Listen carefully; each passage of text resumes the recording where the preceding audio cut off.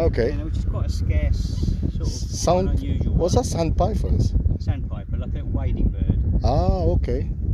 Yeah. But yeah, it's. No idea, to be honest. Yeah, I'll show you. Hold on.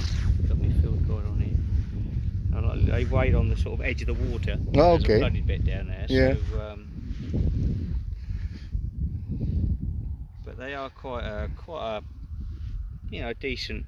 I'm surprised they're here this late. Actually, they've normally gone through and away by now. But it's. Is this a natural lake or a man-made one? It looks like a man-made. It used to be gravel pits here. Oh, okay. Yeah, until a little while ago. Well, until a few years ago. Yeah. Are you new to Somersham or? Yeah, I'm from March. Oh, you're from March, yeah. I go and follow the March. A few people over March. I went watching last weekend. Because we're a bit bored, so alright, let's just walk in some nature reserve. Well, I mean, I got some pretty poor shots of it. We'll find it in a sec. I don't know how long it's taken me so long to find it. Too many small. Yeah. Too many pictures. But yesterday I had a gannet go over, which is a seabird. I have no clue about birds, to be honest. Not much, but I mean, in terms of bird watchers, they are quite a good little local bird. Them, they're quite nice, and especially at this time of the year, I wouldn't have expected it to still be here at this time of the year. So it looks like you're an expert on birds, yeah. I know a little bit about it. but that's that, and the other one, I'll show you. Seabirds. It's amazing to see a gannet go over. Seabirds. It's like just when you out to sea, out in the, looking on the coast, looking at the sea. Bird watchers, they'll sit for hours on the side of the shore, just looking at what seabirds go by. What Yeah. Well, this wood sandpiper would be. This wood sandpiper would be a migratory bird. It's on its way south.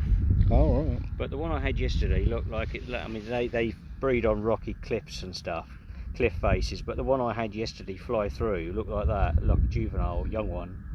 It looked like that. Great big long wings, long pointed wings. Yeah. And that's what flew over my head going that way yesterday. So yeah. But this reserve, it's you can walk all the way round. There's a great big circuit you can do, and there's right at the far end. There's a great big long lake, and lots of people come and walk the dogs down here.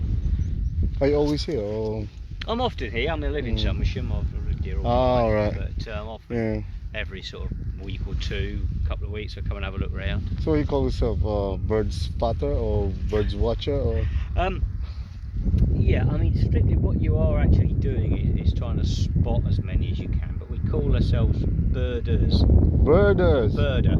And it's like almost an American term, it comes from America, but birder. Bird watcher, it would sort of indicate somebody that's probably, it's not, I don't want to cause any offence, but that's probably a just beginner. Watching birds, yeah. Just a beginner, and not really take it that seriously, but just quite like looking. Yeah, I know what you mean. If you see some birds, that's and that's a bird watcher and somebody that does take it. But somebody like myself and a lot of people like me all over the country that will take it a bit more seriously, know a bit more about identification and what things should be where at certain times of the year. A bit more knowledgeable about birds and how to identify a male and a female, or a youngster, or one that's 2 years old, or whatever. We can sort of do all that, and we take a great interest in probably going out at certain times of the year and at certain times of the day and try and work out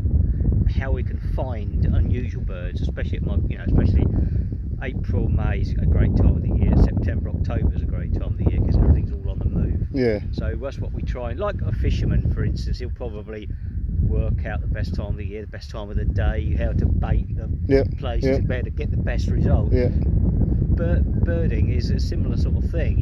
The main objective is to go out and try and find as big a rarity as you possibly can. And to do that, you've got to study the weather, study the wind direction, the place, yeah, environment, the time of the year, yeah, everything else, and then it all comes together. And you go out and you. Plus, you need those equipments, Yeah, especially I mean, this is that just one. like a telescope. I mean, this goes up to 10 times magnification. All right, yeah. And this goes up to 60. Oh, okay, that's a long one. So you can sort of just, you know, it's got a zoom lens on it, so you find it for sight, you zoom in closer. and some things you do need to get good views on, a lot of them, because we have to identify them properly. Because a lot of those look fairly similar, and if you get a really good look, you can. Yeah, you just can tell sometimes. Like those, are they what?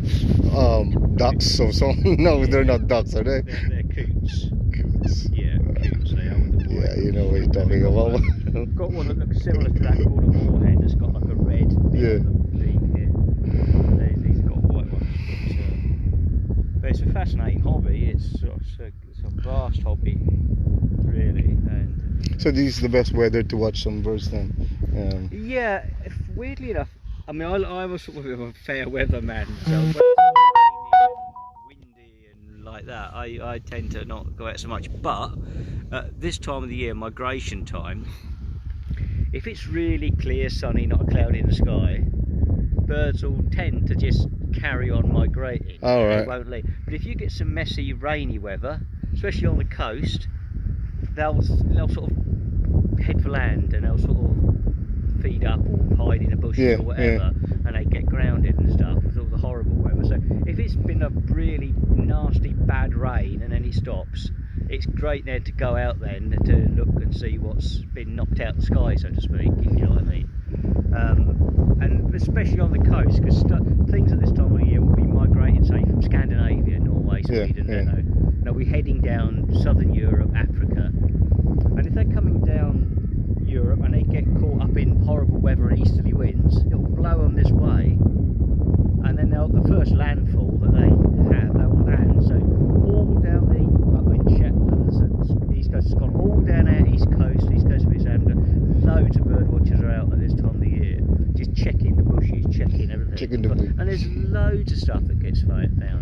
And England, Britain, we get birds. We're not like, compared with say a country like Colombia or Venezuela or there's Kenya that have like at any time of the year you can get 600 species on a, you know, it's all there.